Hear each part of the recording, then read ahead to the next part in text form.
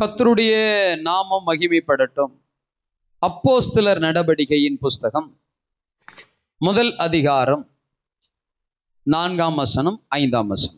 அன்றியும் அவர் அவர்களுடனே கூடி வந்திருக்கும் போது அவர்களை நோக்கி, யோவான் ஜலத்தினாலே ஞானஸ்தானம் கொடுத்தான். நீங்கள் சில நாளுகளுக்குள்ளே பரிசுத்த ஆவியினாலே ஞானஸ்தானம் பெறுவீர்கள். ஆகையால் நீங்கள் எருசலேமை விட்டு போகாமல் என்னிடத்தில் கேள்விப்பட்ட பிதாவின் வாக்குத்தத்தம் நிறைவேற காத்திருங்கள்.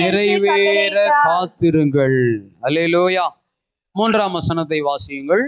அவர் பாடுபட்ட பின்பு 40 நாளளவும்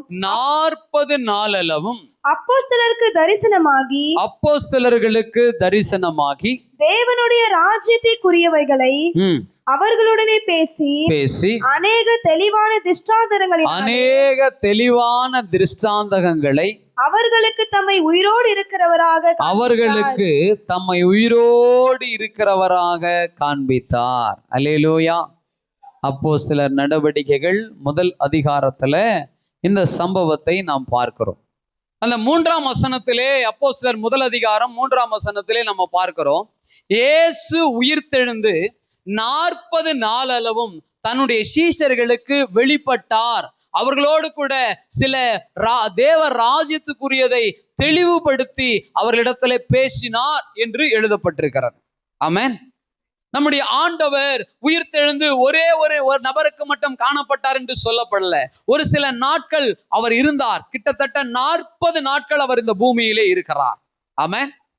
சோ இந்த 40 நாளளவும் தேவன் தன்னுடைய சீஷர்களோடு கூட பேசுகிறார். ஏனென்றால் இதற்கு அப்புறமா இந்த உலகத்திலே ஊழியத்தை செய்ய போகிறவர்கள் இவர்கள் தான். ஆகவே இவர்களுக்கு ஒரு தெளிவு உண்டாக வேண்டும். தேவ பிள்ளையே, இன்னைக்கு சபையில இருக்கிற நீங்களும் நானும் தெளிவு உண்டானாதான் மற்றவனுக்கு போய் சுவிசேஷம் சொல்ல முடியும். நமக்குள்ளேயே ஒரு சரியான தெளிவு இல்லாம குழப்பமா இருந்துச்சுன்னா நாமளே சரியா கிறிஸ்துக்குள்ள நிக்க மாட்டோம். மத்தவனை எங்க நிக்க வைக்கிறது? அல்லேலூயா. இயேசுவை குறித்து நமக்கு சரியான தெளிவான காரியங்களை புரிந்து கொண்டிருக்க வேண்டியது அவசியமாயிருக்கிறது. ஆமென். இப்ப இயேசு உயிரோடு எழுந்தார். 40 நாள் அவர்களுக்கு காட்சி அளிக்கிறார். அவர்களோடு கூட இடைபடுகிறார். அவர்கள் சந்தேகங்களை, அவர்கள் மேலிருந்த திட்டங்களை, ஊழியங்களை எல்லாத்தையும் பேசி அவர்களை எல்லாம் ஒருமுகப்படுத்தி கொண்டு வருகிறார். சோ இந்த 40ஆவது நாள் வந்த பொழுது, அதாவது போன வேளக்கிழமை 14ஆம் தேதியா, 14ஆம் தேதி வேளக்கிழமை, இயேசு கிறிஸ்து மரித்தது நாம் இந்த வருஷத்துல நினைவு கூர்ந்த நாள் ஏப்ரல் 3ஆம் தேதி. அவர் உயிரோடு எழுந்தது ஏப்ரல் 5ஆம் தேதி. 5ஆம் தேதியிலிருந்து 14ஆம் தேதி வரைக்கும் நம்ம பார்க்கும் போது கிட்டத்தட்ட 40 நாட்கள் அவர் காட்சி அளிக்கிறார். இப்போ இந்த 14 முடிஞ்சிருச்சு. அடுத்தது 15 வரப்போகிற 24ஆம் தேதி வரைக்கும் 10 நாள், அதாவது 50ஆவது நாள். 50ஆவது நாள் பெந்தகோஸ்தே என்னும் நாள் வந்தபோது பரிசுத்த ஆவி அவர்கள் மேல் ஊற்றப்பட்டது. அல்லேலூயா. இப்ப ஆண்டவர் இதைதான் சொல்றாரு, நீங்க என்ன செய்ய வேண்டும்? பரிசுத்த ஆவியானவருக்காக காத்திருக்க வேண்டும்.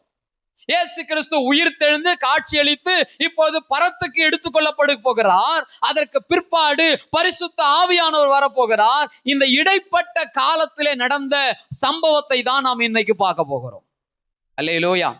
செய்திக்கு தலைப்பு கொடுப்போம் என்றால் இடைப்பட்ட காலம், அதாவது கிறிஸ்து உயிர்த்தெழுந்து பரத்துக்கு போய் பரிசுத்த ஆவியானவராய் வருகிற அந்த ரெண்டுத்துக்கும் நடுவில் இருக்கக்கூடிய அந்த இடைப்பட்ட காலம். அல்லேலூயா. சோ இந்த இடைப்பட்ட காலம் எவ்வளவு நாள் என்று பார்ப்பீர்களானால் 10 நாட்கள். ஆனா 10 நாள்னு ஆண்டவர் சொல்லல அவங்க கிட்ட. ஆனா 10 நாட்கள் நடந்ததை நாம் வேதத்தின் வழியாக அறிகிறோம். ஆமென். சோ காத்திருக்கிறதுன்றது ஒரு பெரிய கஷ்டமான வேலை. உங்க வாழ்க்கையில நீங்க சில விஷயத்துல போய் காத்திருப்பீங்க பாருங்க.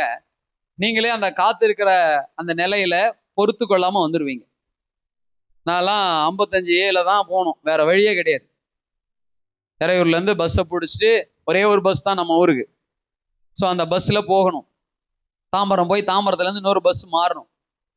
ஸோ போகும்போது ஓகே, காலையில கிளம்பி போயிடுவோம். வரும்போது பாருங்க, இறையூர் பஸ்ஸுக்காக வெயிட் பண்ணுவேன். எது வரைக்கும் வெயிட் பண்ணுவேன்னா, நம்பிக்கை இருக்கிற வரைக்கும் வெயிட் பண்ணுவேன். இல்லைன்னா பஸ் வர வரைக்கும் வெயிட் பண்ணுவேன். அப்போ வெயிட் பண்றது, காத்திருக்கிற ஒரு அனுபவம் என்பது எதை வெளிப்படுத்துதுன்னா, விசுவாசத்தை வெளிப்படுத்துது. ஆமென். நீங்க தேவனுக்காக ஜெபித்து ஒரு விஷயத்திற்காக காத்திருக்கிறீங்கன்னா, நீங்க அந்த விஷயத்திற்காக ஆண்டவரை நம்புகிறீர்கள் என்று உங்கள் விசுவாசத்தை வெளிப்படுத்துகிறீர்கள். அல்லேலூயா. விசுவாசம் இல்லைன்னா ஜெபித்து காத்திருக்க முடியாது. ஆமென். எதுக்கெல்லாம் காத்திருக்கிறீங்க? நல்ல நிலங்களை வாங்க வேண்டும், நல்ல வீட்டை கட்ட வேண்டும், நல்ல வசதியாய் மாற வேண்டும், பிள்ளைகளை நன்றாக படிக்க வைக்க வேண்டும், நல்ல இடத்துல திருமணம் முடிக்கணும். இப்படி குடும்ப ரீதியாக சில விஷயத்துக்கு காத்திருக்கிறோம். ஆவிக்குரிய வாழ்க்கையில நாம் எதற்காக காத்திருக்கிறோம்? பரிசுத்த ஆவியை பெற்றுக்கொள்ள வேண்டும், இன்னும் சத்தியத்துல பலப்பட வேண்டும், நல்ல ஒரு பிரசங்கியாராக சுவிசேஷகர்களாக மாற வேண்டும், நல்ல ஒரு ஊழியனாக மாற வேண்டும், நான் மாற வேண்டும் அல்லது என் பிள்ளைகள் மாற வேண்டும் என்று நாம் ஜெபித்து காத்திருக்கிறோம். இந்த ஜெபம், இந்த காத்திருப்பு எதை குறிக்கிறது என்றால், தேவன் மீது நீங்களும் நானும் வைத்திருக்கிற விசுவாசத்தை காண்பிக்கிறது. அல்லேலூயா. காத்து இல்லாதவங்க தான் என்ன செய்வாங்கன்னா, அவங்க இஷ்டத்தின்படி செய்வாங்க. காத்திருக்கிறவங்க, விசுவாசம் உள்ளவங்க, அவங்க தேவ சமூகத்துல காத்து கொண்டிருக்கிறதுனால அது நிச்சயமாய் ஒரு நாள் அவர்களுக்கு வந்து வாய்க்கும்.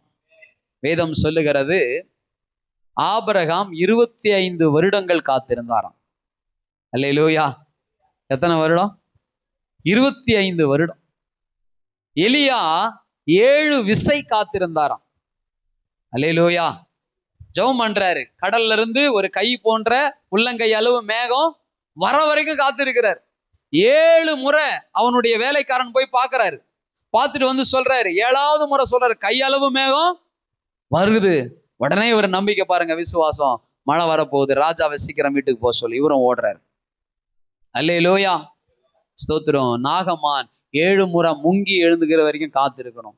அவருக்கு பாருங்க, அதுக்கு கூட காத்து இல்லாம கோவம் வந்துச்சு ஃபர்ஸ்ட்ல. பிரைஸ்ல. எங்க ஊர்ல எல்லாம் நதிகள் இல்லையா? யோர்தான் தான் புனிதமான நதியா? இதுல வேற நான் 7 முறை முங்கணுமா, எழுந்துக்கணுமா? கூட இருந்த வேலைக்காரன் சொல்றான், எஜமானனே, அந்த ஊழியக்காரர் கடினமான ஒன்றையும் சொல்லலையே, ஒரு எளிதான விஷயத்தை தானே சொன்னாரு, அதை செஞ்சு தான் பார்க்கலாமே. அல்லேலூயா. சில பேருக்கு என்னன்னா, உடனே சில விஷயங்கள் நடக்கணும். உடனே நடத்த வேண்டியதை ஆண்டவர் உடனே நடத்துவார். கொஞ்சம் வெயிட் பண்ண வைக்க வேண்டிய விஷயத்துக்கு வெயிட் பண்ண வைப்பார். நீங்க நல்லா புரிஞ்சுக்கங்க, ஆண்டவர் ஒரு காரியத்தை வெயிட் பண்ண வைக்கிறார், காத்திருக்க வைக்கிறாருன்னா அவர் தயார் பண்ணிக்கிட்டு இருக்கிறாருன்னு அர்த்தம். இந்த ஹோட்டல்லாம் பாருங்களேன், கொஞ்சம் வெயிட் பண்ணுங்க சார், சுட சுட என்ன பண்றேன், ஆமா, போன உடனே கொடுக்குறாங்கன்னா அது ஏற்கனவே சுட்டு வச்சுது. ஆமென். ஸ்தோத்திரம். அதுபோல ஆண்டவர் நமக்காக ஆயத்தப்படுத்துறார். நீங்க என்னத்துக்காக காத்து இருக்கிறீங்களோ அதை நீங்க சுதந்திரித்து கொள்ளும்படியாய் அவர், ஸ்தோத்திரம், அதை ஆயத்தப்படுத்தி கொண்டிருக்கிறார். அது ஏற்ற சமயத்துல உங்கள் கைகளிலே வந்து கிடைக்கும். அல்லேலூயா. நாம் அது வரைக்கும் என்ன பண்ணணுங்க? காத்து இருக்கணும். ஆண்டவர் தெளிவா சொல்றாரு, ஜலத்தினால் எடுத்த ஞானஸ்தானம் மட்டும் போதாதுப்பா, ஸ்தோத்திரம், பரிசுத்த ஆவியினால் நீங்க ஞானஸ்தானம் பெற போகிறீங்க. அதுக்காக என்ன செய்யுங்க? கொஞ்ச நாள் வெயிட் பண்ணுங்க, காத்திருங்க. பரிசுத்த ஆவியை பெற்றவங்க எல்லாம் கரங்களை உயர்த்தி ஒரு அல்லேலூயா சொல்லுங்க பார்க்கலாம். பெறாதவங்க இருப்பீங்கன்னா, இன்னிலிருந்து வரப்போகிற ஞாயிற்றுக்கிழமை வரைக்கும் தினமும் ஜெபம் பண்ணுங்க. ஏன்னா பெந்தகோஸ்தே நாள் என்று வந்தபோது பரிசுத்த ஆவியானவர் அக்கினிமயமான நாவுகளாய் அவங்க மேல இறங்கினார். அல்லேலூயா. ஒரு வெளிநாட்டிலே நடந்த உண்மை சம்பவங்க. 100 வருடங்களுக்கு முன்பதாக நடந்தது. ஒரு தெருவிலே ஒரு பிரசங்கம் நடக்கிறது, ஒரு கூட்டம் நடக்கிறது. அந்த கூட்டத்திலே பலமாய் பரிசுத்த ஆவியானவர் ஊற்றப்பட்டார். அல்லேலூயா. அங்க ஊற்றப்பட்ட பரிசுத்த ஆவியினுடைய பலத்தினாலே இந்த உலகம் முழுவதும் அந்த ஊழியம், அந்த சபை பெருகினது. இன்றைக்கும் அந்த சபைகள் இருக்கிறது. அல்லேலூயா. கொஞ்சம் யோசிச்சு பாருங்க. ஆண்டவர் வரப்போகிற 24ஆம் தேதி பெந்தகோஸ்தே நாளை நினைவு கூறுகிறோம். அன்றைக்கு பலமாய் ஊற்றப்பட்டு இந்த திருச்சபையை கொண்டு கர்த்தர் அநேக ஊழியங்களை ஸ்தாபிக்க வேண்டும். அல்லேலூயா. உங்களையும் என்னையும் கொண்டு கர்த்தர் செய்ய வேண்டும். காத்திருக்கணும். டிஜிஎஸ் ஐயாவை குறித்து சாட்சி கேட்டிருக்கிறேன். அவர் 7 வருஷம் காத்திருந்தாராம். எதுக்கு? பரிசுத்த ஆவியினுடைய பிரசன்னத்தை பெற்றுக்கொள்வதற்கு, ஆவியானுடைய நிறைவுதலை பெற்றுக்கொள்வதற்கு. சமீபத்திலே ஒரு ஊழியக்காரனை குறித்து ஒரு சாட்சி கேட்டேன். 16 வருடங்கள் அவர்கிட்ட ஆண்டவர் பேசினாராம். ஒரு நல்ல வேலையை விட்டுட்டு ஒரு ஊழியக்காரரோடு கூட உடன் ஊழியராய் போய் சேர்ந்தாராம். அந்த உடன் ஊழியராய் இருந்த பொழுது அவர்கிட்ட அவர் சொன்னாராம், ஆண்டவர் என்ன ஊழியத்துக்கு தான் அனுப்புனாரு, சோத்திரம், நீங்க என்ன கட்டாயம் சேர்த்துக்கொள்ளணும், ஊழியத்துல என்ன நடத்தணும்னு சொல்லி. அப்போ அந்த ஐயா சொன்னாராம், ஸ்தோத்திரம், சரி இருன்னு சொல்லிட்டு அவரை ஷூ கிளீன் பண்ண வைக்கிறதுக்கு, மற்ற வீட்டு வேலைகளுக்கு உபயோகப்படுத்துவதற்காக வச்சுக்கிட்டாராம். 16 வருஷம் அந்த வேலைகளை செய்தாராம். எத்தனை வருஷம்? அல்லேலூயா, ஸ்தோத்திரம். 16 வருஷம் செஞ்சிருக்கிறார். 16 வருஷம் செஞ்ச போது ஸ்தோத்திரம், இந்த ஐயா பெரிய பெரிய மீட்டிங் எல்லாம் வைப்பாராம். அப்போ ஒரு நாள் ஒரு பெரிய மீட்டிங் வச்சு பிரசங்கியாரெல்லாம் புக் பண்ணிட்டாரு. திடீர்னு ஒரு பிரசங்கியார் ஃபோன் பண்றாரு, இன்னைக்கு என்னால வர முடியாது. இவருக்கு ஒன்னே பெரிய பயமாயி போச்சான். ஏன்னா பெரிய ஆயத்தம் பண்ணியிருக்கிறோம், பெரிய கூட்டத்தை ஒழுங்கு செஞ்சிருக்கிறோம், என்ன பண்றதுன்னு ஒன்றும் புரியல. போய் ரூம்ல போய் ஜெபம் பண்ண ஆரம்பிச்சாராம். ஜெபம் பண்ண உடனே ஆண்டவர் பேசினாராம், உன் வீட்டு வேலைக்கு ஒருத்தனை வச்சிருக்கிற பாரு, அவனை பேச விடு. அல்லேலூயா. சோ அவர் வந்து அவர்கிட்ட சொன்னாராம், இன்னைக்கு செய்தி நீதான். அவர் சொன்னாராம், சரிங்க ஐயா. எனக்கு ஆச்சரியம், 16 வருஷம் காத்திருந்திருக்கிறார். போய் அவர் பிரசங்கம் பண்ண, ஸ்தோத்திரம், மைக்கை எடுத்து ஒரு சில வார்த்தைகள் தான் பேசினாராம். ஜனங்க எல்லாம் கண்ணீரோடு தங்களை அர்ப்பணித்தார்களாம். ஒரு மகிமையான எழுப்புதல் வந்ததாம். வில்லியம் பூத்துன்னு ஒரு ஊழியக்காரரு, அவர் அந்த நிமித்தமாய் இன்னைக்கு அவருடைய சபை உலகம் ஃபுல்லா இருக்குது. அல்லேலூயா. காத்திருக்கிற அனுபவம் தேவை. அந்த காத்திருக்கும் போது எப்படியெல்லாம் காத்திருக்க வேண்டும் என்பதுதான் நாம் இன்றைக்கு பார்க்க போகிறோம். ஆண்டவர் சொல்லிட்டாரு, நீங்க காத்திருங்கப்பா, நான் பரிசுத்த ஆவியினுடைய வல்லமையை ஊற்ற போகிறேன். பிதாவானவர் வாக்கு பண்ணிட்டாரு. இந்த வாக்குத்தத்தம் உங்களுக்குள்ள நிறைவேறும்படியாய் நீங்க என்ன செய்யுங்க? காத்திருங்க. ஆபிரகாம் காத்திருந்தார், விசுவாசத்தோடு காத்திருந்தார், ஜபத்தோடு காத்திருந்தார், நம்பிக்கையோடு காத்திருந்தார். வேதம் சொல்லுகிறது, அவன் சரீரம் பலவீனமாயிருந்தாலும் அவன் விசுவாசத்திலே வல்லவனாயிருந்தான். அல்லேலூயா, ஸ்தோத்திரம். ஆண்டவர் ஆசீர்வதிச்சாரே. இன்றைக்கு காத்திருக்கிற உங்களையும் என்னையும் கர்த்தர் நிச்சயமாய் ஆசீர்வதிக்கவும் நிரப்பவும் அவர் உண்மையுள்ளவராக இருக்கிறார். ஆமென். சகோதரனே, சகோதரியே, இங்க சொல்லப்படுகிற காத்திருத்தல் பரிசுத்த ஆவியை குறித்து சொல்லப்படுகிறது. இன்றைக்கு அதோடு கூட உன்னை சேர்த்துக் கொள்ளுகிறேன். இன்றைக்கு நீங்களும் நானும் காத்திருப்பது எதுக்கு தெரியுமா? அவருடைய வருகைக்கு. அல்லேலூயா. சோ பரிசுத்த ஆவியை பெற்றுக்கொள்ள வேண்டும், அவருடைய வருகைக்கு ஆயத்தப்படணும். இதற்கு நடுவில் நம்முடைய வாழ்வுக்கு தேவையான சிலவற்றுக்கும் நாம் ஜெபித்து காத்திருக்கிறோம். எப்பொழுது என் கடன் தீரும், எப்பொழுது என் பிள்ளைகள் நல்ல நிலைமைகள் வருவார்கள், இப்படி பல விஷயத்துக்கு நம்ம காத்திருக்கிறோம். காத்திருக்கிற உங்களுக்கு ஆண்டவர் இன்னைக்கு ஆலோசனை கொடுக்கிறார். காத்திருக்கிற நீங்களும் நானும் எப்படி காத்திருக்க வேண்டும்? அல்லேலூயா. எல்லாரும் வெயிட் பண்றோம். ஒரு நாள் நடக்கும், ஒரு நாள் நடக்கும், ஒரு நாள் நடக்கும், காத்திருக்கிறோம், ஒரு நாள் கிடைக்கும்னு சொல்லி. தப்பு இல்லை. ஆனா எப்படி காத்திருந்தால் அதை பெற்றுக்கொள்ளலாம். ஆமென். எடுத்தவர்கள் வாசியுங்கள். ஸ்தோத்திரம். அப்போஸ்தலர் முதல் அதிகாரம் 13ஆம் வசனம். அவர்கள் அங்கே வந்த போது மேல் வீட்டில் ஏறினார்கள். அதில் பேதுருவும் யாக்கோபும் யோவானும் அந்திரேயாவும். முந்தின வசனம் வாசிங்க, 12ஆம் வசனம். அப்பொழுது அவர்கள் எருசலேமுக்கு சமீபமாய் ஒரு ஓய்வு நாள் பிரயாண தூரத்தில் இருக்கிற ஒலிவ மலை எண்ணப்பட்ட மலையிலிருந்து எருசலேமுக்கு திரும்பி போனார்கள். அவர்கள் அங்கே வந்தபோது மேல் வீட்டில் ஏறினார்கள். ஆண்டவர் எருசலேமிலே காத்திருக்கும்படியாக ஏற்கனவே சொல்லியிருந்தார். இப்போ சொல்றாரு, அந்த ஒலிவ மலையிலிருந்து எங்க போ சொல்றாரு? எருசலேமுக்கு. அப்போ எருசலேமிலே போய் காத்திருக்க வேண்டும் என்பது ஆண்டுடைய திட்டமா இருக்கிறது. இவர்கள் கலிலேயராகிய மனிதர்கள். இவர்கள் பல ஊரை சார்ந்தவர்களாய் இருந்திருக்கலாம். ஏன்னா 120 பேர் இருக்கிறாங்க. எத்தனை பேர் இருக்கிறாங்க? 120 பேர் ஏறக்குறைய அங்க இருக்கிறாங்க. சோ இவங்க எல்லாம் இங்க காத்துக்கிட்டு இருக்கிறாங்க. சோ இப்போ ஆண்டவர் சொல்றாரு, நீங்க 120 பேரும் இங்கே காத்திருங்கள், எங்கேயும் போயிடாதீங்க. ஏன்னா ஆண்டவர் மரித்த பின்பு இவர்கள் எல்லோரும் என்ன செஞ்சாங்க? சில பேர் வீட்டிலே அடைந்திருந்தார்கள். தோமா மாத்திரம் வெளியே சுத்தி கொண்டிருந்தார் என்று பார்க்கிறோம். அதற்கு பிற்பாடு சீமோன் பேதுரு சொல்லுகிறான், நான் மீன் பிடிக்க போகிறேன். அவரோடு கூட ஒரு 5-6 பேர் போய் அவர் கூட மீன் பிடிக்கிறாங்க. இப்படி அவங்க சிதறடிக்கப்பட்ட நிலையில இருக்கிறாங்க, துக்கமா இருக்கிறாங்க, வருத்தமா இருக்கிறாங்க. எங்க போறது, என்ன பண்றதுன்னு தெரியல. ஏன்னா வாழ்க்கையில பெரிய இழப்பை சந்தித்து விட்டார்கள். இதை எங்க போனா என்ன பண்ணா இதை மாத்திக்க முடியும்னு அவங்களுக்கு புரியல. சோ ஆனா ஆண்டவர் இப்ப தெளிவா பேசுறாரு, நீங்க எல்லாம் எங்க இருக்குன்னா எருசலேமிலே எல்லாரும் ஒரு இடத்துல இருங்க. அல்லேலூயா. ஸ்தோத்திரம். ஆண்டவருடைய வார்த்தை தெளிவாக வந்து விட்டது, நீங்கள் இங்கே இருக்க வேண்டும். இந்த கூட்டமா இருக்கிறதுன்றது ஒரு கடினமான வேலை. அல்லேலூயா. இப்போ ஒரு பெரிய சோதனை அவங்களுக்கு. என்ன சோதனைனா, இயேசுவும் இல்லை, பரிசுத்த ஆவியானவரும் இல்லை. இயேசுவும் இல்லை, பரிசுத்த ஆவியானவரும் இல்லை. ஆனா இவங்க எல்லாரும் அங்க இருக்கணும். இது ஒரு பெரிய சோதனை அவங்களுக்கு. டெஸ்ட் பாருங்க, உலகத்துல டெஸ்ட் வச்சாங்கன்னா ஸ்தோத்திரம் என்ன பண்றாங்க, ப்ரொமோஷன் கொடுக்குறாங்க. இப்ப பிள்ளைங்கெல்லாம் பரீட்சை எழுதிருப்பீங்க, இப்ப பாஸ் பண்ணிட்டீங்க, எல்லாரும் அடுத்த வகுப்புக்கு என்ன பண்ண போறீங்க, போறீங்களா இல்லையா? ஸ்தோத்திரம். எல்லாரும் அடுத்த வகுப்புகளுக்கு போக போறீங்க. சில சோதனைகள் நம்முடைய வாழ்க்கையில வரும் பொழுது அந்த சோதனைகள் நல்லது. ஏன்னா அடுத்த நிலைக்கு கர்த்தர் நம்மளை கொண்டு போக போகிறார். அல்லேலூயா சொல்லுங்களேன்.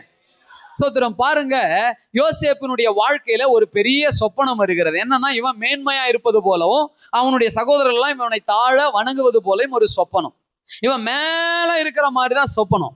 ஆனா நடந்தது என்ன, உடனே இவனை குழியில தான் போட்டாங்க. இப்ப யார் மேல இருக்கிறது, யார் கீழே இருக்கிறது? யோசேப்பு கீழே இருக்கிறார், சகோதரர்கள் எல்லாம் மேல இருக்கிறாங்க. அப்ப எப்படிப்பட்ட நிலை பாருங்க. சில நேரத்துல வாக்கு தத்தத்திற்கு ஆப்போசிட்டா நடக்கும் சில விஷயம். நீங்க சோர்ந்து போயிடாதீங்க. அதுதான் சோதனை. அந்த சோதனைய நாம சகிக்கணும். அந்த சோதனையில நம்ம உத்தமர்களாய் வாழணும். அந்த சோதனையில தேவனிடத்துல அன்பு கூறுகிறவர்களாக இருக்க வேண்டும். அதுதான் யாக்கோபு 1:12 சொல்லப்படுகிறது. எடுத்து வாசிங்கள். யாக்கோபு 1:12. சோதனையை சகிக்கிற மனுஷன் பாக்கியவான், அவன் உத்தமன் என்று விளங்கின பின்பு கர்த்தர் தம்மிடத்தில் அன்பு கூறுகிறவர்களுக்கு வாக்குதத்தம் பண்ணின ஜீவ கிரீடத்தை பெறுவான். வாக்குதத்தம் பண்ணின ஜீவ கிரீடத்தை கர்த்தர் கொடுக்கிறாராம். அல்லேலூயா. ஆகவே இந்த காத்திருக்கிற பொழுது ஒரு பெரிய சோதனை நமக்கு வரும். காத்திருக்கிறது என்பது கடினமான வேலை. நீங்க ஒரு அரசாங்கத்துல போயிட்டு பாருங்களா, ஒரு வேலையை முடிக்கிறதுக்கு போய் பாருங்களா, அரசாங்க ஆபீஸுக்கு எவ்வளவு நேரம் நம்மளை வெயிட் பண்ண வைப்பாங்க தெரியுமா? உள்ள இருக்கிறவன் டீ குடிச்சுக்கிட்டு அவன் சாப்பிட்டுக்கிட்டு இருப்பாங்க. ஆனா நமக்கு வேலை நடக்காது, அப்படியே உட்காந்து இருப்போம், நின்றுட்டு இருப்போம். சோ கடைசியா என்ன பண்ணுவாங்க, நாளைக்கு வாங்கன்னுவாங்க. நம்ம நாளைக்கும் போய் தான் ஆகணும். ஏன்னா நமக்கு என்ன நடக்கணும், வேலை நடக்கணும். ஆனா காத்திருக்கிற நம்ம சும்மா இருப்போமா? உங்களை வெயிட் பண்ண வச்சவங்களை சபிப்பீங்களா, திட்டுவீங்களா, குறை சொல்லுவீங்களா, என்னென்னமோ பண்ணுவீங்க. சில பேர் சண்டையே போடுவான். ஆனா ஆண்டு சொல்றாரு, சோதனை என்ன பண்ணணுமா ஒரு விசுவாசி? சகிக்கணும். நீ காத்திருக்கிறது நல்லது.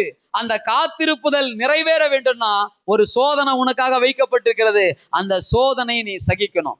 பாருங்க, பேதுரு இரவெல்லாம் பிரயாசப்பட்டு ஒரு மீனும் கிடைக்கல. இதுதான் அவனுக்கு சோதனை. ஆனா அந்த நேரத்துல ஏசாமி வந்து, உன் படகுல எனக்கு கொஞ்சம் இடம் கொடுப்பான்றாரு. அவன் பலவிதமான எரிச்சலில இருந்திருக்கலாம், வெறுமையில இருந்திருக்கிறான், பலவிதமான வார்த்தையை பேசியிருக்கலாம். ஆனா அவன் சொல்றான், ஆண்டவரே வாங்க. ஆண்டவருக்கு இடம் கொடுத்தான். பாருங்க, அவன் இடம் கொடுத்தது நிமித்தமாய் அன்றைக்கே அவனுடைய வெறுமை மாறினது. 2 படகு அமிழத்தக்கதான மீன்களை கர்த்தர் கொடுத்தார். அல்லேலூயா. உங்க சோதனையில தான் ஆண்டவர் உங்களை உற்று பார்ப்பார். நீங்க சரியா இருக்கிறீங்களா இல்லையா? உங்களுக்கு நெருக்கடி வரும்போதுதான் உங்களை ஆண்டவர் கவனமா பார்ப்பாரு. என் பிள்ளை இந்த சோதனையை எப்படி இருக்கிறான், இதை எப்படி மேற்கொள்ளுகிறான். இந்த சோதனைக்கு அப்புறம் தான் அவனுக்கு ஒரு பெரிய மேன்மையான ஆசீர்வாதத்தை தர வேண்டும். அல்லேலூயா. சோ இந்த சோதனையை ஜெயிப்பதற்கு நாம் என்ன செய்ய வேண்டும்? 1:8 வாசியுங்கள். பரிசுத்த ஆவி உங்களிடத்தில் வரும்போது நீங்கள் பெலனடைந்து எருசலேமிலும் யூதேயா முழுவதிலும் சமாரியாவிலும் பூமியின் கடைசி பரியந்தமும் எனக்கு சாட்சியாய் இருப்பீர்கள் என்றார். இங்க 2 காரியத்தை ஆண்டவர் சொல்றார். ஒன்னு பலன் வருகிறது, இன்னொன்று நீங்கள் சாட்சியாய் மாறுகிறீர்கள். சோ நல்லா புரிஞ்சுக்குங்க. காத்திருக்கிற நீங்க பலப்பட வேண்டும், பரிசுத்த ஆவியினால் பலப்பட வேண்டும். ஏசாயா தீர்க்கதரிசன புஸ்தகம் 40:31 சொல்லுகிறதே, கர்த்தருக்கு காத்திருக்கிறவர்கள் புது பலனை அடைந்து கழுகுகளை போல சட்டைகளை எடுத்து உயர உயர உயர எழும்புவார்கள். அல்லேலூயா. சகோதரனே சகோதரியே, நீ காத்திருக்கும் போது முணுமுணுத்துக்கிட்டு குறை சொல்லிக்கிட்டு சண்டை பண்ணிக்கிட்டு ஸ்தோத்திரம் இருக்கக்கூடாது. ஒரு விஷயத்துக்காக காத்திருக்கிற, பரிசுத்த ஆவிக்காக காத்திருக்கிற, ஊழியத்துக்காக காத்திருக்கிற, ஆசீர்வாதத்துக்காக காத்திருக்கிற, ஏதோ ஒரு நன்மைக்காக ஜெபித்து காத்திருக்கிறனா ஒரு சோதனை உனக்கு வைக்கப்படுகிறது. அந்த சோதனையை நீ சகிக்க வேண்டும். அந்த சோதனையிலே நீ உத்தமனா இருக்க வேண்டும். அந்த சோதனையிலே தேவனிடத்தில் அன்பு கூற வேண்டும். அந்த சோதனையில நீ ஜெயம் எடுக்கணும்னா ஒன்னு பரிசுத்த ஆவி பெறணும், இன்னொன்னு சாட்சியா வாழணும். அல்லேலூயா. பரிசுத்த ஆவி எதுக்கு கொடுக்கிறாருனா சாட்சியா வாழ்றதுக்கு தான். சோ சாட்சி சொல்றதல்ல, நம்மை குறித்து மற்றவர்கள் சொல்லுகிற சாட்சி. இன்னைக்கு உங்க வாழ்க்கையில நீங்க சாட்சி உள்ள வாழ்க்கை வாழணும்னா பரிசுத்த ஆவினால் பலப்படுங்க. உங்க சுய பலத்தினால் எதையும் செய்ய நினைக்காதீங்க.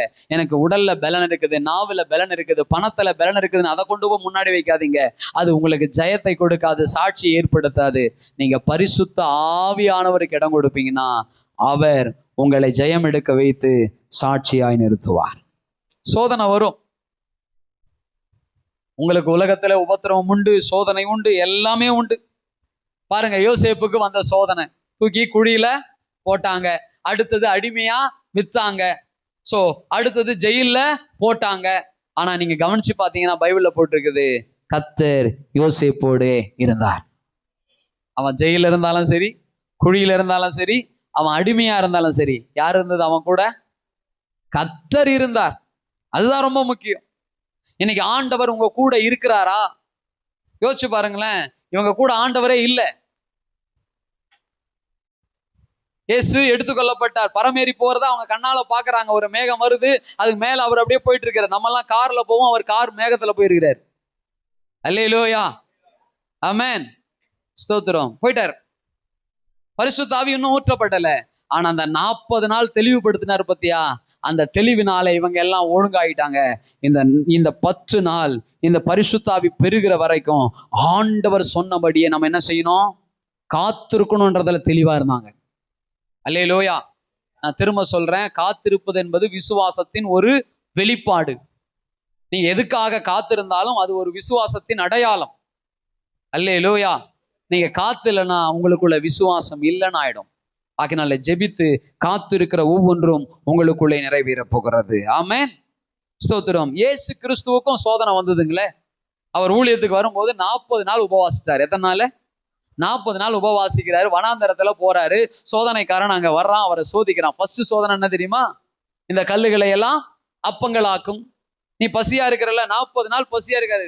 பாருங்க, பிசாசு செய்கிற 3 தந்திரம் என்ன தெரியுமா? 1 மாம்ச இச்சைகள், 2 ஜீவனத்தின் பெருமை, 3 கண்களின் இச்சை. இந்த 3 காரியத்தை தூண்டுவான். சோ அப்ப இயேசுவுக்கு இப்ப என்ன தேவைப்படுது? சாப்பாடு தேவைப்படுது. இதை சரியா அவன் புரிஞ்சுக்கிட்டான். சோ நீ தேவனுடைய குமாரனால இந்த கல்லுகளை எல்லாம் என்ன செய்ய? அப்பமாக்கும். அவர் சொன்னாரு, மனுஷன் அப்பத்தினால் மாத்திரமல்ல தேவனுடைய வார்த்தையினாலும் பிழைப்பான். அல்லேலூயா. பிசாசை ஜெயிக்கிறார். பரிசுத்த ஆவியில நிரம்பி தேவனுடைய வார்த்தையினாலே அங்கே ஜெயிக்கிறார். ஏன்னா வேதம் சொல்லுகிறது, பரிசுத்த ஆவியினால் அருளப்பட்டு எழுதப்பட்ட வேத வாக்கியங்கள். ஆமென். இந்த வேத வாக்கியத்திற்கு வல்லமை உண்டு. இயேசு பேசும் பொழுது இன்னும் வல்லமை உண்டு. அவர் சொல்லி அதை கடிந்து கொண்டார். மாம்ச இச்சையை ஆண்டவர் ஜெயிச்சாரு.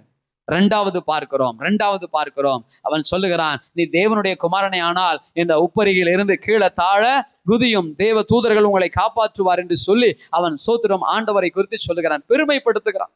நீ தேவனுடைய குமாரனே ஆனால். பாருங்க, பெருமை என்கின்ற ஆவியினால் பிசாசு நம்மளை 2வது அட்டாக் பண்ண பார்ப்பான். உன்னை சில பேர் புகழுவாங்க, முகஸ்துதி பண்ணுவாங்க. ஏமாந்துராத. அல்லேலூயா. ஏமாந்துராத. நீதான் தலைவா அப்படின்பாங்க. ஏமாந்துராத. ஸ்தோத்திரம். அதையும் இயேசு ஜெயிச்சார். உன் தேவனாகிய கர்த்தரை பரீட்சை பாராதிருப்பாயாக. 3வது பாருங்க, இந்த உலகத்தை ஒரு நொடியில எப்படியா பிசாசு எவ்வளவு தந்திரமான ஆள் பாருங்க. ஸ்தோத்திரம். ஒரு நிமிஷமா ஒரு நொடியா? ஒரு நிமிஷம், செகண்ட். சோ அப்படி இந்த உலகத்தையே காட்டி சொன்னா இயேசுகிட்ட, என் காலில் விழு, இதை நான் உனக்கு என்ன பண்ணிடுறேன். பாருங்க, இவர் சிலுவையில அடிக்கப்பட்டு ரத்தம் சிந்தி இந்த உலகத்தை மீட்கணும். ஆனா பிசாசு ஒரு ஷார்ட் ரூட் சொல்றான், என் காலில் விழுந்தா உடனே உனக்கு என்ன பண்ணிடணும். இத அல்லேலூயா. ஸ்தோத்திரம். சாதாரண மனிதர்களாய் அல்லது நாமா இருந்தா என்ன செஞ்சிருப்போம்? டக்குன்னு இப்படி இந்த பக்கம் அந்த பக்கம் பார்த்து யாருன்னா பாக்குறாங்களா பார்த்து டக்குன்னு விழுந்துருவோம். அல்லேலூயா. ஆனா ஆண்டு சொன்னார், உன் தேவனாகிய கர்த்தர் ஒருவரையே அல்லேலூயா ஆராதனை செய், அப்பாலே போ சாத்தானேன்னு கடிந்து கொண்டார். ஆமென். சோ பிசாசு இந்த 3 வழியில தான் உன்னையும் என்னையும் சோதிக்க வருவான். இந்த சோதனையை சகித்து, இந்த சோதனையில உத்தமன் என்று விளங்கி, இந்த சோதனைக்கு நடுவிலே கிறிஸ்துவின் மேல் அன்பு வைத்து நாம் வாழும் பொழுது ஜீவ கிரீடத்தை மட்டுமல்ல, பரிசுத்த ஆவியை மட்டுமல்ல, அவர் எல்லாவற்றையும் நமக்கு கொடுப்பார். அல்லேலூயா சொல்லுங்களேன். அல்லேலூயா. சோ அப்ப ஆண்டவருக்காக காத்திருக்கிற நாம விசுவாசத்தோடு காத்திருக்க வேண்டும். 2வது சகிப்பு தன்மையோடு காத்திருக்க வேண்டும். அது ரொம்ப முக்கியமான ஒன்று. ஜெயிக்கிறவர்களாக காத்திருக்க வேண்டும். ஆமென். ஸ்தோத்திரம். அடுத்ததாக வேகமா நான் சொல்ல விரும்புகிறேன். ஸ்தோத்திரம். அப்போஸ்தலர் முதல் அதிகாரத்துல 14ஆம் வசனத்துல பார்க்கிறோம். 14ஆம் வசனத்தை வாசியுங்கள். அங்கே இவர்கள் எல்லோரும் ஸ்திரீகளோடும் இயேசுவின் தாயாகிய மரியாளோடும் அவருடைய சகோதரன் கூட ஒருமனப்பட்டு ஜெபத்திலும் வேண்டுதலிலும் தரித்திருந்தார்கள். இங்க பார்க்கிறோம், ஒருமனப்பட்டு இருந்தாங்க. இங்க என்ன நடக்குதுன்னா, ஐக்கியமா இருக்கிறாங்க. காத்திருக்கும் போது ஸ்தோத்திரம் சோதனை வருது. அந்த சோதனைய அவங்க ஸ்தோத்திரம் மேற்கொள்ளும்படியாய் பரிசுத்த ஆவியில பலப்படும்படியாக ஸ்தோத்திரம் எல்லாத்துக்கும் அவங்க காத்திருக்கிறாங்க. அந்த சோதனையை ஆண்டவருடைய நாமத்தை மகிமைப்படுத்தும்படியாக அவங்க காத்திருக்கிறாங்க. காத்திருக்கும் போது அவங்க ஒருத்தர் 2 பேர் இல்லைங்க, 120 பேர் இருந்தாங்க. எத்தனை பேரு? இந்த 120 பேரும் ஒரே மனமா இருக்கிறாங்க, ஒரே நோக்கமா இருக்கிறாங்க, ஒரே யோசனையா இருக்கிறாங்க. கொஞ்சம் யோசிச்சு பாருங்களேன். 10 நாள் ஒரே வீட்டுல 120 பேர் இருக்கிறாங்க. பெண்களும் இருக்கிறாங்களாம், ஆண்களும் இருக்கிறாங்களாம். பாரு, நம்ம வீட்டுல சாதாரண நம்ம வீட்லயே ஒண்ணு ஒவ்வொரு மூலையில இருக்கும். ஒண்ணு ஃபேன் போடுன்னும், ஒண்ணு குளிர்துன்னும், ஒண்ணு தோசை தான் நான் சாப்பிடுவோம்னா, ஒண்ணு எனக்கு ரைஸ் தான் வேணும்னும். ஒரு 4 பேர் இருக்கிற வீட்லயே ஒரு ஒற்றுமையா இருக்க முடியல. சாப்பாடு விஷயத்துல, மற்ற விஷயங்களில. இவங்க 120 பேர் 10 நாள் அளவும் ஒற்றுமையா இருந்திருக்கிறாங்க. அல்லேலூயா சொல்லுங்களேன். அல்லேலூயா. ஸ்தோத்திரம். அந்த லீவ்ல தெரியும் உங்க எல்லாருக்கும், அந்த மே மாசமா இருக்குது, இந்த புள்ள சாதிங்கன்னு சொல்லுவாங்க. வீட்டுல லீவ் விட்டுருப்பாங்க பாருங்க, 2 தான் இருக்கும் வீட்டுல. அந்த 2 நம்மளால ஒழுங்கா வச்சுக்க முடியாது. அப்போதான் டீச்சர்ஸ் எல்லாம் நமக்கு தெய்வமா தெரிவாங்க. அல்லேலூயா. எத்தனை பேரும் எப்படி மேய்ச்சாங்களோ அவங்க. ஆமென். இருக்கீங்களா? கவனிங்க, நல்லா கவனிங்க. ஒரு மனம் ரொம்ப அவசியம். உங்க குடும்பம் சாதிக்கணுமா, உங்க குடும்பம் ஒரு மனமா இருக்கணும். கணவன் மனைவி என்பது வேதம் சொல்லுகிறது ஒரே சரீரம். உங்க வீட்டுல கணவன் மனைவிக்குள்ள அண்டர்ஸ்டாண்டிங் இருக்கணும். பிள்ளைகள் பெற்றோருக்குள்ள ஐக்கியம் இருக்கணும். அந்த குடும்பம் தான் சாதிக்கும். ஆமென் சொல்லுங்களேன். நீங்க முன்னேறணும்னா, நீங்க வளர்ச்சியின் பாதையில போகணும்னா, சாதிக்கணும்னா, மேன்மைப்படணும்னா, உங்க குடும்பத்துல ஒற்றுமை வேணும், ஒரு மனம் வேணும். அல்லேலூயா. 2வது சபை. நம்முடைய சபை அடுத்த கட்டத்துக்கு போகணும்னா சபையில ஒரு மனம் வேண்டும். அல்லேலூயா. சோ ஒரு மனம் இருக்கிற இடத்துலதான் வளர்ச்சி உண்டாகும். இந்த ஒரு மனம் மிக மிக அவசியம். நீங்க காத்திருக்கிறது பெரிய விஷயம் அல்ல.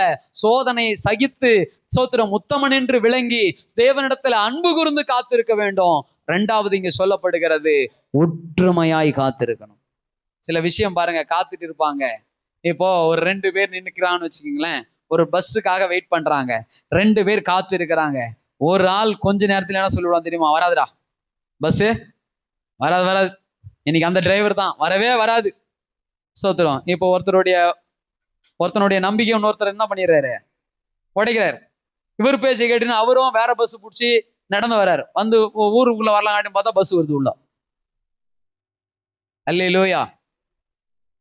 அப்ப யோசிச்சு பாருங்களேன், ஒருத்தனுடைய நம்பிக்கையை கூட இருக்கிற ஒரு ஆளால உடைக்க முடியும். ஆனா 120 பேர் இருந்தாலும் ஒருவர்களும் அந்த நம்பிக்கையை உடைக்கல. 120 பேரும் நம்பிக்கையோடு காத்திருந்தாங்க. அல்லேலூயா. அல்லேலூயா. இன்னைக்கு உன் குடும்பத்துல, உன் சபையில எத்தனை பேர் இருந்தாலும் ஆண்டவருடைய காரியத்தை உடைக்காதீங்க. ஆண்டவருடைய விசுவாசத்தை உடைச்சிடாதீங்க. அதுல உற்சாகப்படுத்துங்க, காத்திருங்க. உங்கள் அத்தனை பேரையும் கர்த்தர் தன்னுடைய ஆசீர்வாதத்தினால் நிரப்புவார். அவர் ஆசீர்வாதத்தினால் நிரப்புவார், ஆவியால் நிரப்புவார், வருகைக்கு ஆயத்தப்படுத்துவார். அல்லேலூயா. தேவனுடைய நாம மகிமைப்படுவதாக. இவர்கள் எல்லாருக்குள்ளேயும் அந்த ஒரு மனம் இருந்தது, ஐக்கியம் இருந்தது. இந்த உலகத்திலேயே மிகப்பெரிய சபை என்றால், ஒரு பெரிய விசுவாச கூட்டத்தை வைத்திருக்கிற சபை என்றால் எந்த சபை உங்களுக்கு தெரியுமா? எந்த நாட்டுல இருக்குது தெரியுமா? தென்கொரியாவில் இருக்கக்கூடிய ஒரு சபை. கரெக்டா சொல்லிட்டீங்க. பால்யாங்கி சோன்னு ஒரு பாஸ்டர். அவர் சமீபத்தில் தான் கர்த்தருக்குள்ளாக மரித்தார். அந்த சபையில 10 லட்சம் விசுவாசிகள் இருக்கிறாங்க. எத்தனை லட்சம்? அப்போ எப்படி இது சாத்தியம் அப்படின்னு கேட்ட பொழுது அந்த ஸ்தோத்திரம் ஊழியக்காரர் சொல்றாரு, அந்த அந்த சபையில இருக்கிறவங்க சொல்றாங்க, சோ எங்களுடைய எல்லாருடைய நோக்கமும் ஆத்தும ஆதாயம். இது மட்டும்தான் அவங்களுடைய நோக்கமா. எனக்கு இந்த ஊழியத்தை கொடுக்கல, அந்த ஊழியத்தை கொடுக்கல, எனக்கு இந்த வேலை கொடுக்கல, அவனுக்கு தான் இந்த கொடுத்தாங்க, இவங்களை தூக்கி முன்னாடி வச்சாங்க, இவங்களை தூக்கி பின்னாடி வச்சாங்க, இதெல்லாம் கிடையாது. அவங்களுடைய எல்லாருடைய நோக்கம் என்னதுங்களா? ஆத்துமா ஆதாயம். ஸோ அதனால தான் அந்த சபை கிடுகிடுன்னு வளர்ந்துச்சு. அல்லேலூயா, ஸ்தோத்திரம். பாருங்க, ஒரு 2 விசுவாசி போய் ஒரு ஆத்துமா கிட்ட அந்த ஆத்துமா ஆதாயப்படி மாதிரி பேசுறாங்களா, இன்னொரு 2 விசுவாசி அதுக்கப்புறம் வந்து பேசினாலும் அதே ஆத்துமா ஆதாயத்தை குறித்து தான் பேசுவாங்க. அல்லேலூயா.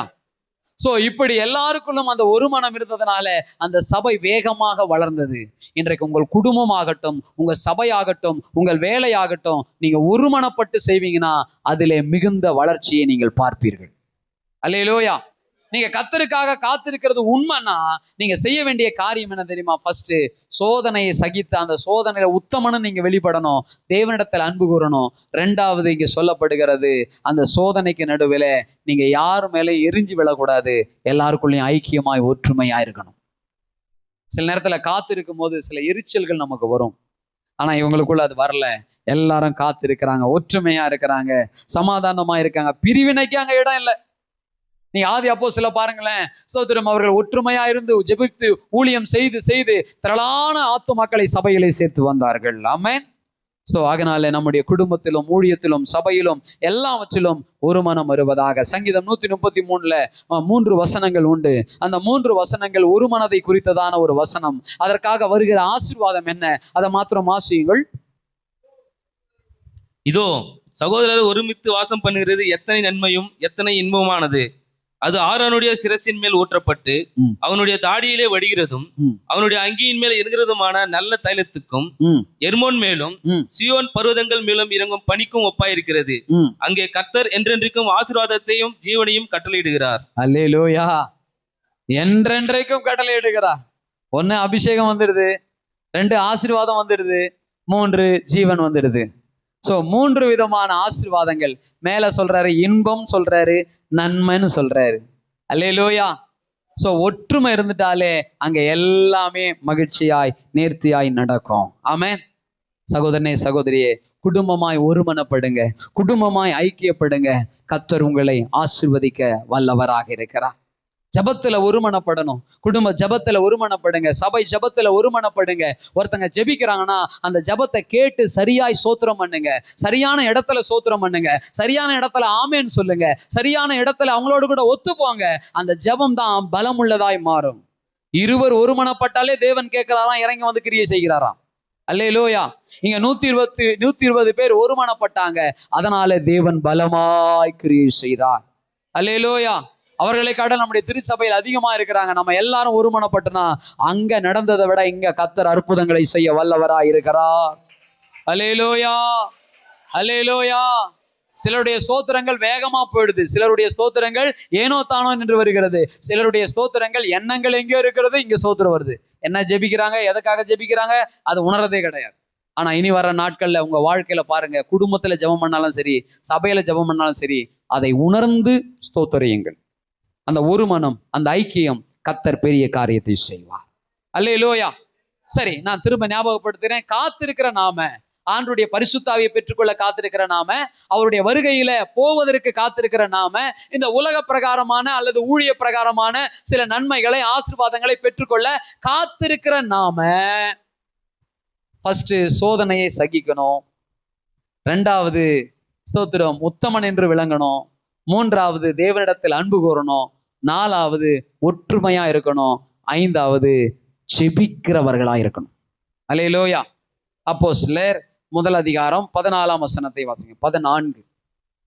அங்கே ம். இவர்கள் எல்லாரும் ம். ஸ்திரீகளோடும் ம். இயேசுவின் தாயாகிய ம். மரியாளோடும் ம். அவருடைய சகோதரனும் கூட ம். ஒருமனப்பட்டு ம். ஜெபத்திலும் வேண்டுதலிலும் ம். தரித்திருந்தார்கள். ஆமென். அல்லேலூயா. ஜெபத்துல தரித்திருக்கிறாங்க. சோ இன்னைக்கு ஜெபிக்கிறதுக்கு நம்ம ஒருமனப்படணும். சில பேர் பாருங்க நல்லா பேசிட்டே இருப்பாங்க, ஜெபம் பண்ணலாம் அப்படின்னு சொன்ன உடனே எனக்கு ஒரு வேலை இருக்குது, முக்கியமான வேலை இருக்குது. நான் சொல்றேன், ஜெபத்துக்கு செலவிடுகிற நேரம் அது செலவே இல்லை, அது பெரிய வரவு. அல்லேலூயா. நீ எத்தனை மணி நேரம் ஜெபித்தாலும் அது உனக்கு வீணான நேரம் அல்ல, அது உனக்கு ஸ்தோத்திரம் ஆசீர்வாதமான நேரமாக நாளாக அது மாறும். அல்லேலூயா. அதை உணர்ந்ததுனாலதான் தானியேல் ஜெபத்திற்கு விரோதமாய் சட்டமே போட்டிருந்தாலும் 3 வேளையும் அவன் வழக்கம் போல எப்படி பாடுவானோ, எப்படிப்பட்ட சத்தத்தோடு ஜெபிப்பானோ, எப்படி தன்னுடைய வீட்டை வைத்திருப்பானோ, தன்னுடைய ஸ்தோத்திரம் பலகணிகளை திறந்து வைத்திருப்பானோ, அப்படியே அவன் ஜெபம் பண்ணினான். இதன் விளைவாக அவனுக்கு கிடைத்தது சிங்ககேபி தான். ஆனா அங்கே கர்த்தர் ஒரு அற்புதத்தை செய்து அவன் பேரை அந்த ராஜ்யம் முழுவதுமாய் பிரபலப்படுத்தினது மட்டுமல்ல, தானியேலின் தேவனே தேவன் என்று ராஜாவும் சாட்சி சொல்லும்படி கர்த்தர் வைத்தார். அல்லேலூயா. ஸ்தோத்திரம். Praise the Lord. தேவனுடைய நாமம் மகிமைப்படுவதாக. சகோதரனே சகோதரியே, உன்னுடைய ஜெபங்கள் ஒரு நாளும் வீணாய் போகாது. இவங்க காத்திருந்தாங்க, நிறைய பேர் காத்திருக்கிறாங்க, ஆனா ஜெபிக்க மாட்டாங்க. அல்லேலூயா. இவங்க காத்திருந்தாங்க, என்ன பண்ணாங்க?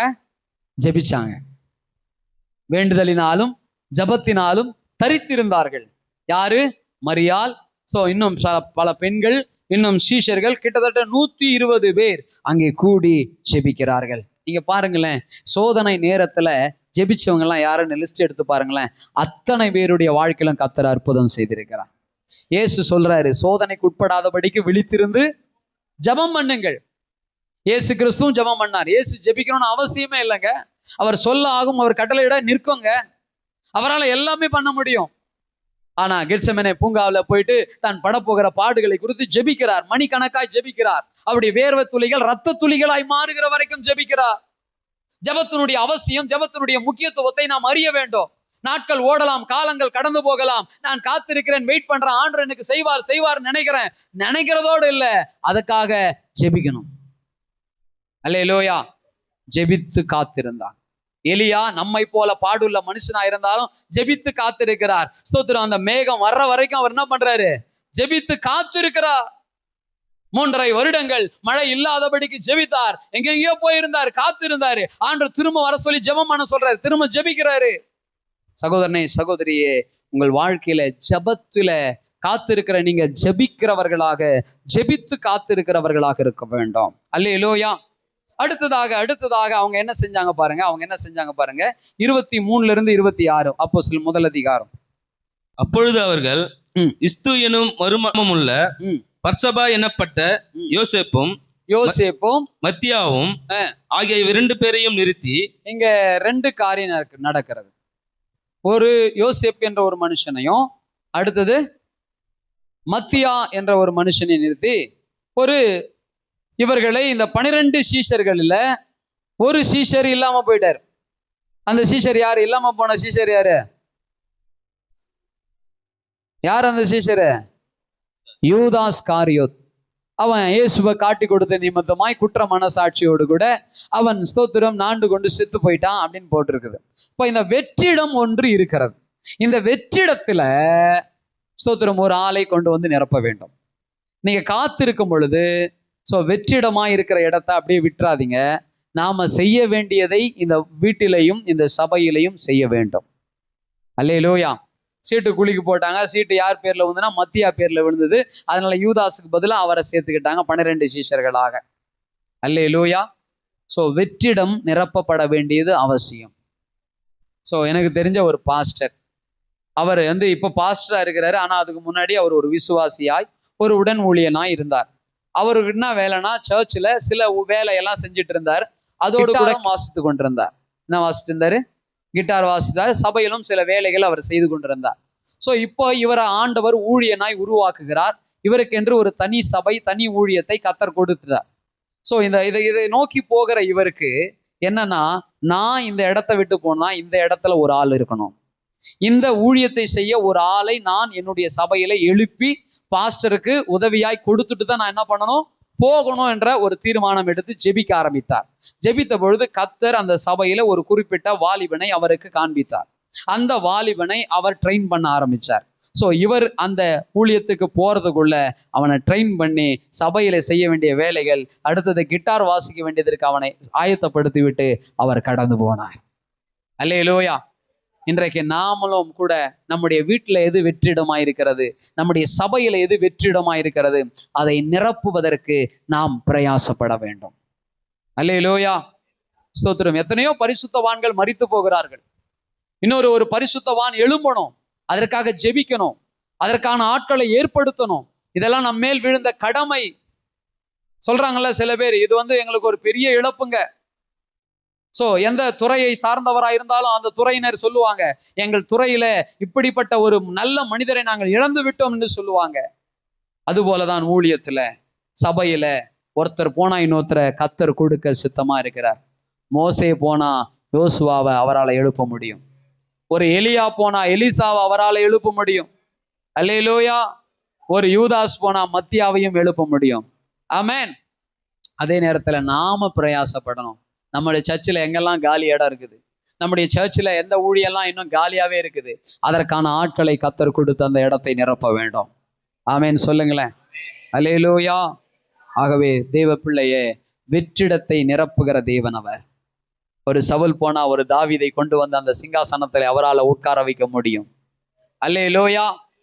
சோ ஆகினாலே நம்ம செய்ய வேண்டிய காரியம் அடுத்தது, வெற்றிடத்தை நிரப்புகிற எண்ணம் நமக்கு இருக்கணும். நானே ஒரு விஷயத்துக்காக காத்திருக்கிறேன், இது வெற்றிடமா இருந்தான்னா என்னவா இருந்தான்னு சொல்லிட்டு இவங்க இல்லை. இவங்க தேவ ஆவிக்காய் காத்திருக்கிறாங்க. ஆனா அந்த நேரத்திலும் அந்த வெற்றிடம் சரி செய்யப்படும்படி அங்கே நிரப்புகிறார்கள். கடைசியாக நிறைவாக எழுதப்பட்டிருக்கிறது, எதிர்பார்ப்பின் காலம். இவங்க என்ன பண்ணாங்க, எதிர்பார்த்தாங்க. இவங்க காத்திருந்த காலத்துல ஸ்தோத்திரம், சோதனை வந்தது, அதை சகித்தார்கள், உத்தமர்களாய் விளங்கினார்கள். அதிலே அவர்கள் தேவனிடத்தில் அன்பு கூர்ந்தார்கள், ஐக்கியமாயிருந்தார்கள், அடுத்தது ஜெபித்தார்கள், அடுத்தது நிரப்பினார்கள் வெற்றிடங்களை. இப்போ ஒரு பெரிய எதிர்பார்ப்போடு காத்திருக்கிறாங்க. நீங்க எல்லாம் என்ன எதிர்பார்ப்போடு காத்திருக்கிறீங்க? அல்லேலூயா. கர்த்தர் இந்த வருஷத்திலே நமக்கு கொடுத்த எல்லா வாக்குத்தத்தத்தையும் நிறைவேற்றுவார். ஆமென். ஊழியத்திலே கொடுத்த தரிசனங்களை நிறைவேற்றுவார். ஆமென். ஆகவே ஆண்டவர் நமக்கு செய்யும்படியாக நாம் அநேக விஷயத்திலே காத்திருக்கிறோம். அது எப்படி காத்திருக்கணும்னா, அவர் செய்வார் என்கின்ற எதிர்பார்ப்போடு காத்திருக்க வேண்டும். நீங்கள் எதிர்பார்க்கிற நல்ல முடிவுகளை, நல்ல ரிசல்ட்ஸை, நல்ல காரியங்களை கர்த்தர் உங்களுக்கு வாய்க்க பண்ணுவாராக. அல்லேலூயா. அப்போஸ்தலர் 2ஆம் அதிகாரம் முதல் 2 வசனங்களை வாசிங்க, வேகமா வாசிங்க பார்க்கலாம். பெந்தெகோஸ்தே என்னும் நாள் வந்தபோது அவர்கள் எல்லோரும் ஒருமனப்பட்டு ஓரிடத்தில் வந்தார். அப்பொழுது பலத்த காற்று அடிக்கிற முழக்கம் போல வானத்தில் இருந்து சடுதியாய் ஒரு முழக்கம் உண்டாகி அவர்கள் உட்கார்ந்திருந்த வீடு முழுவதையும் நிரப்பிற்று. அல்லாமலும் அக்கினிமயமான நாவுகள் போல் பிரிந்திருக்கிற நாவுகள் அவர்களுக்கு ஒவ்வொருவருக்கும் காணப்பட்டு அவர்கள் தலையில் மீது வந்து அமர்ந்தது. அல்லேலூயா சொல்லுங்களேன். அவங்க எதற்காக காத்திருந்தாங்களோ, எதற்காக ஸ்தோத்திரம் சகித்து கொண்டு, சோதனை சகித்து கொண்டு காத்திருந்தார்களோ, எதற்காக ஒரு மனமாய் காத்திருந்தார்களோ, எதற்காக ஜெபத்தோடு காத்திருந்தார்களோ, எதற்காக வெற்றிடங்களையும் நிரப்பி காத்திருந்தார்களோ, அதை பெற்றுக்கொள்ளும்படி கர்த்தர் அனுகூலமான துணையாய் அவர்களுக்கு வெளிப்பட்டார். அல்லேலூயா. இந்த காலை வேளையில சொல்லுகிறேன், நீ எதற்காக காத்திருக்கிறாயோ அந்த காரியத்தை கர்த்தர் உங்கள் வாழ்க்கையில சீக்கிரமாய் நிறைவேற்ற அவர் வல்லவராய் இருக்கிறார். ஆமென். லூக்கா சுவிசேஷ புஸ்தகம் 2ஆம் அதிகாரத்துல பார்க்கிறோம், சிமியோன் என்கின்ற ஒரு தேவ மனுஷன், ஒரு ஆசாரியன் காத்திருக்கிறான். இயேசுவை பார்க்கும்படி காத்திருக்கிறான். அவன் காத்திருந்தபடியே இயேசுவும் பிறந்தார். இயேசுவையும் அவனுடைய கண்கள் கண்டது. நீங்க எதுக்காக காத்திருந்தாலும் அந்த காத்திருப்பை கர்த்தர் அறிந்திருக்கிறார், அதை நிறைவேற்றுவார். அல்லேலூயா. சரி, நாம இப்போ விசேஷமாய் ஒன்றுக்காய் காத்திருக்கிறோம், அவருடைய வருகைக்காக. அவர் வருகைக்காய் காத்திருக்கிற நீங்களும் நானும் ஆயத்தமா இருக்கணும், கவனமா இருக்கணும். மத்தேயு 25ஆம் அதிகாரத்துல ஸ்தோத்திரம், பிரைஸ் தி லார்ட், 10 கன்னிகைகளை குறித்து எழுதப்பட்ட காரியத்தை நம்ம பார்க்கிறோம். முதல் 10 வசனத்துல இது இருக்கிறது. கவனிங்க, 10 பேரும் கன்னிகைகள் தான், 10 பேரும் சபை தான். 10 சபைன்னு வச்சுக்கிடுங்களேன். இந்த 10 பேரும் எப்படி இருக்கிறாங்க? ஆயத்தமா தான் இருக்கிறாங்க. கையில என்ன கொண்டு போனாங்க? தீவெட்டிகளை கொண்டு போனாங்க. சோ இவர்கள் எல்லாருமே அங்க போறாங்க. ஆனா 5 பேர்கிட்ட எண்ணெய் இருந்தது, 5 பேர்கிட்ட எண்ணெய் இல்ல. அல்லேலூயா. தீவெட்டி எடுத்துன்னு போனாங்களே, அந்த தீவெட்டி தொடர்ந்து எரியணும்னா என்ன ஊத்தணும்? எண்ணெய் ஊத்தணும். நீ சர்ச்சுக்கு வந்துட்டா மட்டும் போதாது, ஞானஸ்தானம் எடுத்துட்டா மட்டும் போதாது. தொடர்ந்து கிறிஸ்துவுக்குள்ளாக எரிந்து பிரகாசிக்க வேண்டிய அளவுக்கு உனக்குள்ளே வசனமும் உனக்குள்ளே பரிசுத்த ஆவியும் இருக்கணும். அல்லேலூயா. சில பேருக்கு வசனமே தெரியாது, வசனமே உள்ள போகாது. அவர்களெல்லாம் நெடுநாளாக எழுப்பி பிரகாசிக்க முடியாது. ஆனால் வசனம் ஒரு மனிதனுக்குள் போகுமானால், ஏமா ஒரு சீசர்கள் சொல்றாங்கல்ல, அவர் பேசும்போது நமக்குள்ள அக்னி கொழுந்து விட்டு எரியலையா? அப்ப வார்த்தை இருந்தாதான் நம்ம தொடர்ந்து ஆண்டவருக்காக எழும்ப முடியும். விசுவாசம் இருக்கணும், பரிசுத்தம் இருக்கணும். இது தொடர்ச்சியாக நமக்குள்ள இருந்தால்தான் நம்ம தொடர்ந்து ஆண்டவருக்காக எழும்பி எரிந்து பிரகாசிக்க முடியும். நீங்க பாக்குறோம், 5 பேர் என்ன கொண்டு வரல, 5 பேர் என்ன கொண்டு வந்தாங்க. இந்த 5 பேர்கிட்ட இந்த 5 பேர் கேட்கறாங்க, எங்களுக்கு கொஞ்சம், ஏன்னா டைம் ஆயிடுச்சு. ஸ்தோத்திரம் பாஸ்டர், நாங்களும் அதே தான் சொல்றோம், டைம் ஆயிடுச்சு, இப்ப எண்ணெயை ஊத்தணும். ஸோ இவங்க சொல்றாங்க, நாங்கள் உங்களுக்கு கொடுத்துட்டோம்னா எங்களுக்கு கொடுக்கறதுக்கு, எங்களுக்கு ஊத்துறதுக்கு என்ன பண்ணோம்? எனக்கும் பத்தாது, உங்களுக்கும் பத்தாம போய் 2 பேருமே போகாம விட்டுருவோம். அதனால உங்களுக்கு வேணும்னா கடையில விற்கிறாங்க, எவ்வளவு வேணா விற்கிறாங்க, போய் வாங்கிக்க. அல்லேலூயா. ஸ்தோத்திரம். இந்த கேப்ல யார் வந்துட்டா? மணவாளன் வந்துட்டார். நீ எந்த கேப் எல்லாம் விடுறியோ அந்த கேப்ல மணவாளன் வந்துட்டாருன்னா என்ன பண்ணுவ? இந்த சண்டே கேப் விட்டுலான்னு கேப் விட்டுனா அந்த சண்டே தான் ஆண்டவர் வருவார். அல்லேலூயா. ஸ்தோத்திரம். பிரைஸ் எல்லாம். இன்னைக்கு நிறைய பேர் அப்படிதான் ஏமாந்து போறாங்க. நல்லா கவனிங்க, ஆண்டவர் நீ நினையாத நாழியிலே வருவார். ஸோ இன்னைக்கு ஒன்றும் பிரச்சனை இல்லை, நான் எந்த பாவம் செஞ்சாலும் பிரச்சனை இல்லை நீ நினைச்சுக்கலாம். ஆனா அன்னைக்கு வந்துட்டாருன்னா நீ கைவிடப்படுவேன். தேவனை விட்டு விலகி வழி விலகி போகிற எந்த ஒரு சம்பவத்தை நாம் செய்யாதபடிக்கு நாம் கவனமா இருக்க வேண்டும். அல்லேலூயா. ஸ்தோத்திரம். இங்க பாக்குறோம், எதிர்பார்த்ததை அவர்களுக்கு கொடுத்தாரு. சோ எதிர்பார்த்து நிற்க வேண்டிய இந்த 10 கன்னிகைகள்ல 5 பேர் ஞானமா நடந்தாங்க, 5 பேர் முட்டாள்தனமா நடந்துகிட்டாங்க. வசனம் சொல்லுகிறது, 1 பேதுரு 4ஆம் அதிகாரம் 7ஆம் வசனம் இப்படி சொல்லுது, எல்லாவற்றுக்கும் முடிவு சமீபமாயிற்று, ஆகையால் தெளிந்த புத்தி உள்ளவர்களாயிருந்து ஜெபம் பண்ணுவதற்கு ஜாக்கிரதை உள்ளவர்களாயிருங்கள். அல்லேலூயா. காத்திருக்கணும், ஆயத்தத்தோடு காத்திருக்கணும், ஜபத்தோடு காத்திருக்கணும், விசுவாசத்தோடு காத்திருக்கணும், பரிசுத்தத்தோடு காத்திருக்கணும். ஆண்டவருக்காய் காத்திருக்கிறவர்கள் தான் அவருடைய வருகையிலே காணப்படுவார்கள். அல்லேலூயா. அப்போஸ்தலர் 1 அதிகாரத்துல 9 - 11 வாசிச்சீங்கன்னா அதுல போடப்பட்டிருக்கிறது, எப்படி உங்கள் கண்களுக்கு முன்பதாக இயேசுவானவர் எடுத்துக்கொள்ளப்பட்டாரோ அதே வண்ணமாய் திரும்ப உங்கள் கண்களுக்கு முன்னாடி இந்த உலகத்துக்கு வருவார். அல்லேலூயா. சகோதரனே, சகோதரியே, காத்திருக்கிற நீங்களும் நானும், ஆண்டவரை விசுவாசித்து காத்திருக்கிற நீங்களும் நானும் சோதனையில உத்தமர்களாய் விளங்க வேண்டும். கர்த்தரிடத்தில் அன்பு கூற வேண்டும். ஸ்தோத்திரம். ஜபத்தில ஒரு மனமாக ஐக்கியமா இருக்கணும், ஜபத்தில தரித்திருக்கணும், வெற்றிடங்களை நிரப்பணும். நம்முடைய வாழ்க்கையில் எதெல்லாம் வெற்றிடமா இருக்கிறது, எதெல்லாம் நான் ஃபெயில் ஆயிட்டேன், எதெல்லாம் நான் இன்னும் ஆண்டவருக்குள்ளாக வளரல, அந்த வெற்றிடங்கள் எல்லாம் இன்னைக்கு மாறணும். ஸ்தோத்திரம். நீ எதிர்பார்க்கிறதை கர்த்தர் கொடுப்பார். இதோடு நின்று விடாத, நீ எதிர்பார்க்கிற அவருடைய வருகையில நீ காணப்பட வேண்டும். கர்த்தர் உங்களை ஆசீர்வதிப்பாராக. அப்படியே